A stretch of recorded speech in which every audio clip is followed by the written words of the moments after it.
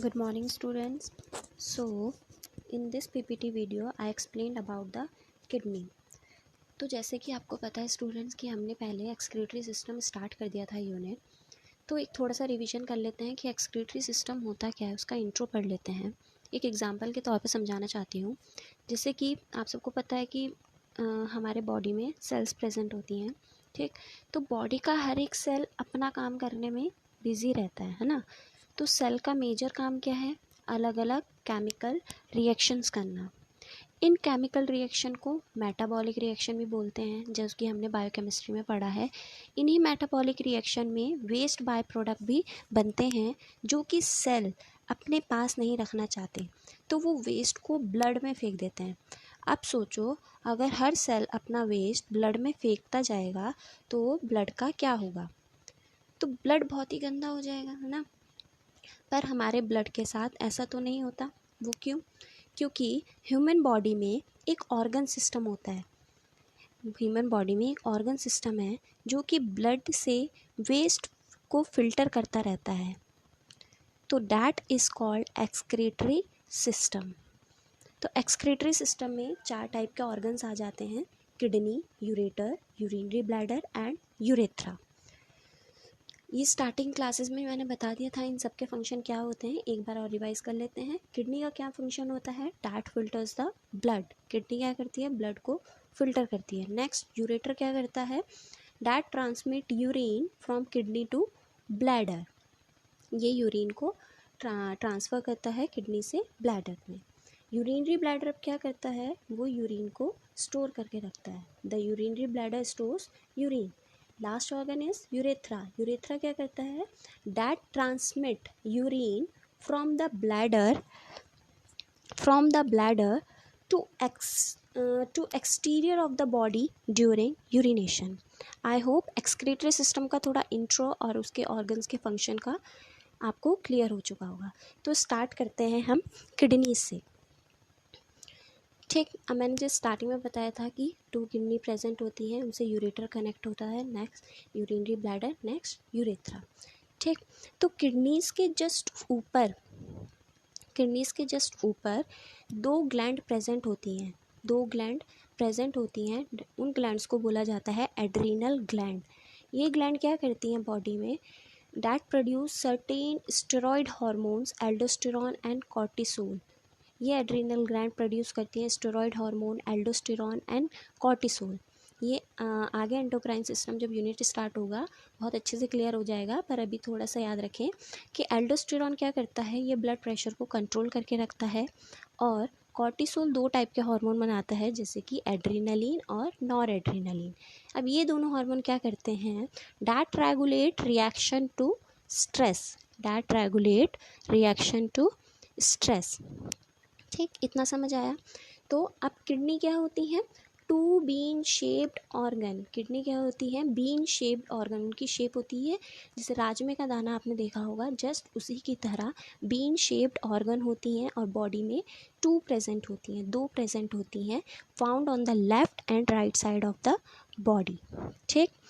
अब इसकी लोकेशन की बात करें तो हम किडनी लोकेट कहाँ पे करती है? At the back of the abdominal cavity in the retroperitoneal space. अब डाइजेस्टिव सिस्टम यूनिट पढ़ा था तो आपको याद होगा कि oesophagus, then stomach, then large intestine, small intestine, ये सब, ठीक। तो एब्डोमिनल कैविटी में स्टमक, इंटेस्टाइन्स जो आ गया है, तो ये जो एब्डोमिनल कैविटी में प्रेजेंट हैं ऑर्गन्स, सब जो पार्ट प्रेजेंट हैं डोमिनल कैविटी में, तो ये प्रेजेंट है पेरिटोनियल स्पेस में, ठीक, पेरिटोनियल स्पेस में।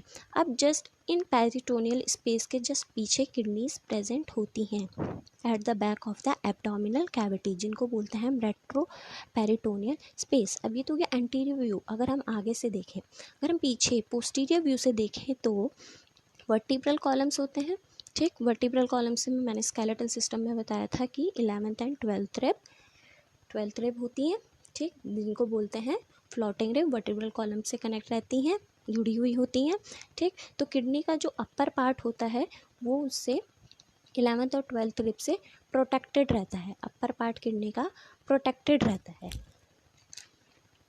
ठीक। इतनी बात समझे। अब आप थोड़ा रिलेट कर सकते हैं कि किडनी से रिलेट का अब आप थोड़ा रिलेट कर सकते हैं, जिनको भी किडनी से रिलेटेड प्रॉब्लम होती हैं उनको लोअर बैक में इतना पेन क्यों होता है। ठीक, नेक्स्ट, अब अगर हम स्ट्रक्चर की बात करें किडनी की, ठीक, स्ट्रक्चर की बात करें तो किडनी की जो लेंथ होती है वो 11 सेंटीमीटर, उसकी लंबाई 11 सेंटीमीटर, विड्थ चौड़ाई क्या होती है 15 सेंटीमीटर, थिकनेस उसकी मोटाई 2.5 सेंटीमीटर होती है।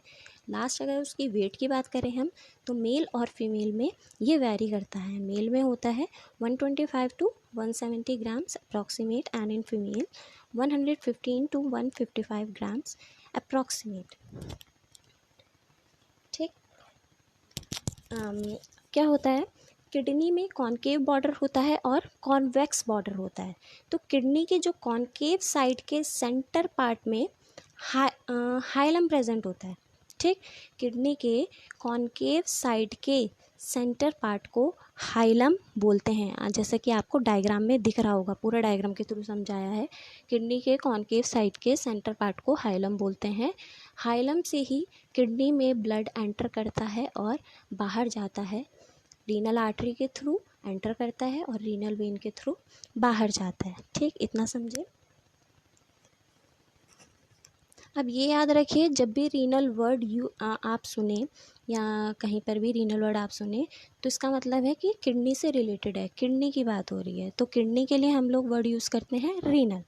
तो अब हम इंटरनल स्ट्रक्चर जानने की कोशिश करते हैं। ठीक, तो इंटरनल स्ट्रक्चर के बारे में पढ़ते हैं। सो kidney is divided into 2 parts.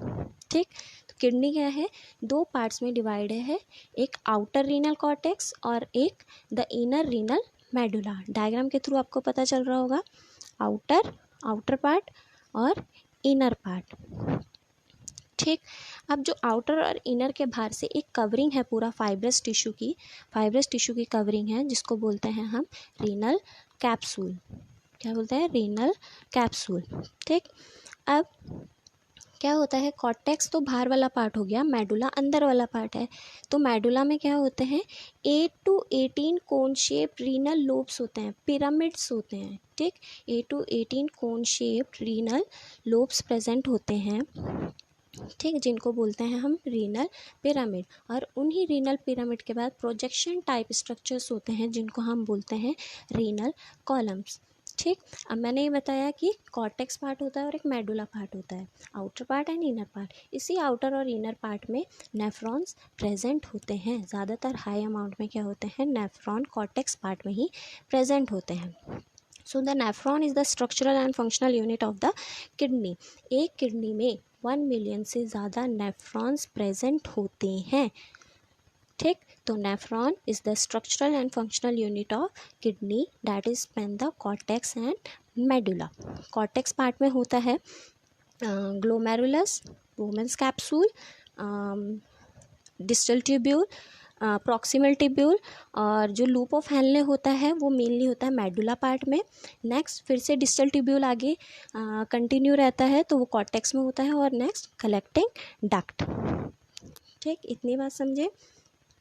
तो अब मैं इसका एक सर्कुलेशन बताना चाहती हूँ कि किस तरह से होता है किडनी में सर्कुलेशन ब्लड का। सो जैसे मैंने बताया, किडनी के कॉनकेव साइड के सेंटर पार्ट को हाइलम बोलते हैं। हाइलम से ही किडनी में ब्लड एंटर करता है और बाहर जाता है। ठीक, तो ब्लड वेसल में किडनी में ब्लड वेसल हैं, नर्व्स, यूरेटर, जो भी किडनी से कनेक्ट होता है वो सिर्फ हाइलम के थ्रू होता है। ठीक, हाइलम के थ्रू होता है।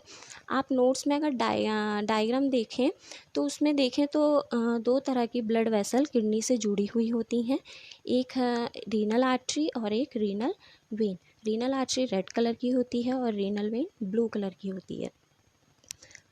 अब ये हम पढ़ चुके हैं कि आर्टरी ऑक्सीजनेटेड ब्लड ऑर्गन्स तक लेकर जाती है।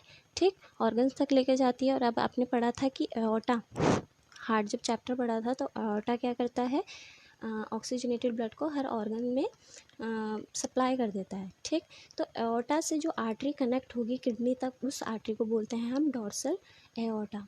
क्या बोलते हैं, डॉर्सल एओर्टा। इतनी बात समझे।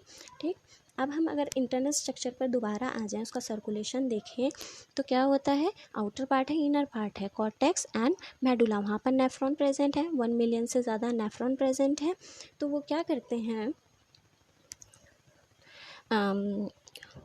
ब्लड फ्लो होता है रीनल आर्टरी के थ्रू, ठीक है, blood flows into kidney through renal artery, renal artery के थ्रू ब्लड किडनी में एंटर हुआ, उसके बाद वो एंटर होगा ग्लोमेरुलस में, ग्लोमेरुलस के बाद वो जाएगा बोमन्स कैप्सूल में, बोमन्स कैप्सूल में ही क्या होता है, ब्लड इजीली फिल्टर्ड हो जाता है, फिल्टर होने के बाद वो पास होता है आगे प्रॉक्सिमल टिब्यूल में, प्रॉक्सिमल टिब्यूल से लूप ऑफ एनले में, लूप ऑफ एनले से डिस्टल ट्यूब्यूल में, डिस्टल ट्यूब्यूल से कलेक्टिंग डक्ट में, कलेक्टिंग डक्ट में क्या हो जाता है, urine is formed in the collecting duct, then collecting duct से क्या होता है, माइनर कैलिक्स में आता है, माइनर कैलिक्स से मेजर कैलिसिस में आता है, उसके बाद जो रीनल पेल्विस, हाइलम के जस्ट ब्लैडर का जो नेक है रीनल पेल्विस, वहाँ पर कलेक्ट हो जाता है, रीनल पेल्विस में जाने के बाद वो क्या आ जाता है, यूरेटर में आ जाता है, and then exit through the ureter and bladder.